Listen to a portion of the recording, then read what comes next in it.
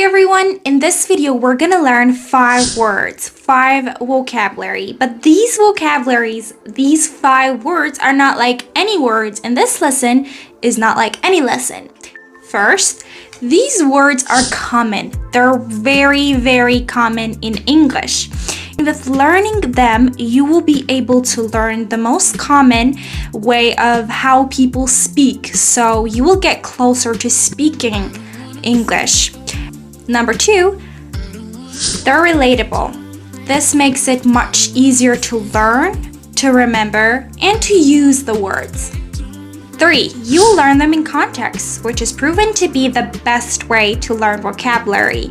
Well, when you learn the words in context, it means that in a sentence or in some phrase or in a story or in book, in movies, in a line, whatever, okay, in the context. In different situations, you will understand how to use it, and that's what we are going to do. Each word, there is 3 examples, 3 good examples. What do I mean by good example? I mean that they're really common. There are different ways of using that particular word. So you're basically learning them in the context, which is the best way to learn vocabulary. This will help you so much with activating the words. When you learn how to use the words in different situations, then you will know how to activate, how to bring the words into use, which is our purpose, our goal, right? So it's like you will activate the words, you will bring them into use right after you learn them. Isn't that great? But of course, if you pay attention to the lesson and to what I tell you and how it is used in different examples and make your own example. If you needed someone to correct you and if you want to find out what's wrong and fix it, then you can definitely comment down below. You can make your examples and then comment down below. I will happily check them and tell you if you had any mistakes. Don't forget that consistency is the only way that works if you want to be able to speak a language, if you want to learn a language in a way that you can speak it fluently. The only way, honestly, is consistency, and there is nothing else. If you're exposed to a language, you need to be exposed to that consistently. And if it's learning grammar and vocabulary, it needs to be consistent to work, okay? That's why in my channel, I share with you consistent lessons of vocabulary and grammar. I will teach those lessons with the best method that are proven to be so helpful in order to speak the language. If your goal is fluency, please don't forget to subscribe to my channel and ring the bell, because consistency is the key, is the only thing that matters. And I share structured and consistent lessons of vocabulary and grammar with the right way in order for you to speak the language fluently. I didn't see a lot of videos that are made based on that, because this is the true way you can learn English, which is consistent, and there is not a lot of consistent videos from teachers. There are some, but not a lot. Usually there are tips, random tips that captures your attention for a minute, and then right after you finish watching it, you don't even know what you've watched. If you want structured and consistent lessons, to stick with it and make it happen, which is following the right methods, don't forget to subscribe and ring the bell. Thank you so much. Without further ado, means that without wasting time, let's start this lesson. The first word is bother. Bother. To disturb, annoy, or cause discomfort to someone. When you bother someone, you hurt them somehow, you cause disturbance, you go on their nerve, make them angry, okay, make them, irritated. You bother someone, you hurt them, you irritate them, you annoy them, and you cause discomfort. Comfort is the quality of being calm and comfortable, but discomfort is just when you're uncomfortable and things are not easy for you. So when you annoy someone or when you bother someone, you make the situation uneasy for them in a way that it's hard for them to handle things. Annoyed her, irritated her, made her angry. So the buzzing mosquito bothered her all night and made the situation in a way that it was hard to sleep. She couldn't sleep because the mosquito was on her nerve and was making her angry and was causing discomfort for her. Bother him while he's working on his project. Don't bother him while he's working on his project. He needs to concentrate. Okay, when you're in a situation when you want to focus and concentrate, when someone comes and wants to makes things hard for you and make you angry and like walk on your nerve, like make things hard for you, so they're bothering you. They're making you uncomfortable. They're making the situation hard for you in a way that it's hard for you to control and handle that. So that means that they're bothering you. So when you want to focus, concentrate, you don't want anyone to come and bother you. So here it says, don't bother him. He's trying to concentrate. While he is working on his project, he needs to concentrate. He needs to focus. Okay? The noise from the construction site bothered the neighbors, so they called to complain.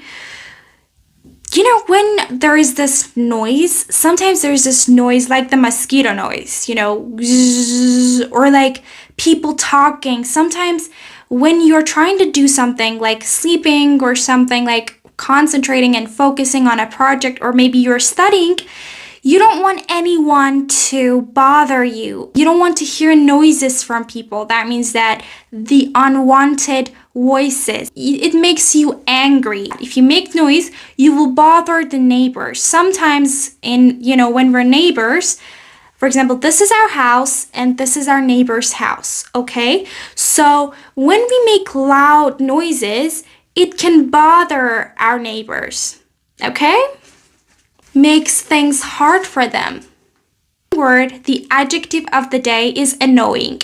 Annoying is when something is on your nerve, when something is really, really making you angry, when something is bothering you, that thing is annoying. For example, sometimes a kid can be annoying when they make a lot of noises, when they cry loudly, when they scream, when they shout. It's like on your nerve, and it's just a hard situation for you. You can get angry. So that is annoying. That child, that kid is annoying. Annoying child, for example. So here the explanation here is causing irritation or slight anger. Causing, it means that makes you angry, makes you bothered. For example, the constant tapping sound from the pen was really annoying. When you hear, usually it happens with voices. For example, when you hear a voice repeatedly that you don't want to hear that, for example, your friend is tapping the pen on the table like that, or singing a voice that you don't want to hear, okay? So it's like annoying. It makes you angry, okay? So you say annoying sound, or annoying tapping, or annoying action of your friend, or even annoying friend, okay? It means that that person usually does annoying stuff, annoying things. Younger brother's habit of interrupting was annoying. When you interrupt something, you stop it in a bad way. When you interrupt something, when something is happening, you suddenly enter and stop it. And your presence is unwanted somehow. So the younger brother's habit of interrupting, when someone has the habit of interrupting in some other people's word, that's really annoying. When you're talking and someone else suddenly starts talking and stop you, you're like, that's annoying. That's bothering me, okay? That makes me angry. So here it says the younger brother's habit of interrupting was annoying, especially when she was trying to read. For example, you're trying to read something, reading a book, okay? And your younger brother comes and tells you, always he comes and tells you something while you're reading. So this is annoying. You're trying to read and he comes all the time in the middle of your reading, and that action is annoying. The next example, the traffic was annoying today, making everyone late for work. The traffic. Usually traffic is really, really annoying. When you're stuck with a lot of cars, and so you're bored most of the time, you don't know what to do, and you think that your time is wasted. Oh, that's really annoying. It makes you angry. You think that, oh my God, I could have done a lot of other things instead. Or even being in that situation alone is annoying. It's boring. It makes you angry and it bothers you. The next word is disruption. All of these words are really common. They're essential words in English. They're used most of the time. They're really, really important words. Disruption. An interruption or disturbance that prevents something from continuing as usual. You know, when you're doing something, for example, while I'm talking, there is a disruption. Is the noun form of disrupt, okay, which means to stop something in the middle of something, okay? For example, I am trying to read a book and my brother interrupts me with talking loud, okay, or with shouting, and I'm like, oh, what happened? It's just like I was reading, but something disrupted my action, my reading. So that thing was a disruption, okay? It bothered me. It stopped my work from continuing, okay? So if that wouldn't happen, I would have read my book and I would have continued reading my book. Thing that stopped my work, is a disruption. The power outage caused a disruption in the meeting and they had to reschedule. Reschedule means they had to put it for another time, okay? So the power outage, when the electricity was gone, we can say it in this way, caused a disruption in the meeting. Okay, for example, we were talking, we were in a meeting, for example, we were talking about things and suddenly the power outage, the electricity gone, okay? So it's dark, we cannot really see each other, so we're like, let's put it for another time. This disruption destroyed things and like we need to reschedule things. We need to put it for another time. The teacher asked the students to avoid any disruption during exam.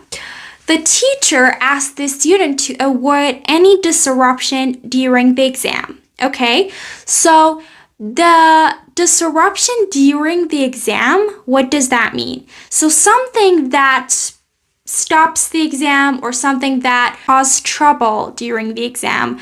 Sudden rain was a disruption to their outdoor picnic plans. For example, you're going out, you think everything is okay, the weather is sunny, you think you're gonna have fun, you think that you're gonna play outside and there will be no disruption, but suddenly it gets rainy.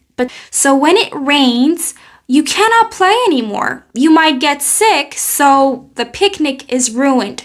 So the rain is a disruption. It stopped your picnic, it caused trouble, and it can't continue anymore, your picnic. The next word, synonym of bother, is irritate. Irritate also has the same meaning with bother. There is a little difference, let me tell you. Irritate focuses on the fact that your temper changes when that thing happens. For example, it makes you impatient, it makes you angry, and it makes you feel annoyed and impatient, okay? Let's read the examples. The rough fabric irritated her skin. It can also be physical in many cases. Irritated her skin. For example, the sun exposure irritates her skin, okay?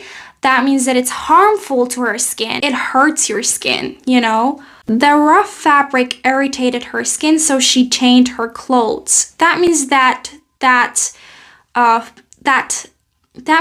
clothes wasn't really comfortable. It annoyed her. It made her feel impatient and angry, so she changed it.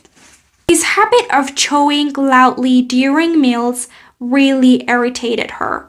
When someone, for example, sits next to you and you're eating and they're eating, like the voice is just coming out of their mouth, you're like, irritated. It makes you angry. It makes you impatient. It irritates me when people talk loudly on their phones in public places. Okay? So when people are talking loudly and you're trying to just do your work and they talk loudly and it irritates you. It makes you angry when you hear them. This is not related to you. So when they talk loud, it's not related to you and you don't want to hear that conversation, but they talk loudly and this is making you angry. This irritates you. The next word, which is the opposite of bother, is comfort. When you comfort someone, you make the situation peaceful for them. You bring peace to them. You soothe, calm, or make someone feel better and more comfortable. Let's read the examples. She comforted her friend after she received some bad news. Okay, when we comfort someone when they're sad or when they're unhappy, it's like we make things better for them. We make them feel better. Maybe we say things, maybe we say good things to them to make them feel better. So we comfort them. When we comfort someone, we say good things to them to make things better for them and to make them feel better, especially if they're feeling bad or they are unhappy. The soft blanket comforted him on the cold night. When there is a cold weather and you have something to cover yourself and you have something soft, especially to cover yourself, that thing is comforting you. It's making things more comfortable and making things easier for you, making things more comfortable, making you feel better. He tried to comfort his sister by bringing her some tea when she was feeling sick. Here it says that she tried to comfort his sister by bringing her some tea.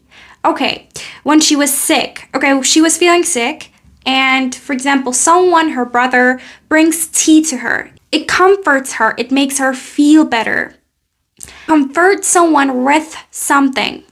Thank you so much for watching. Please do not forget to subscribe and ring the bell and stay consistent because that's the only thing that works. Don't forget to ring the bell so that whenever I share a new video, you'll notice that. And if you had any question at all, don't forget to comment down below. I answer them happily and with honor. Thank you so much. Bye.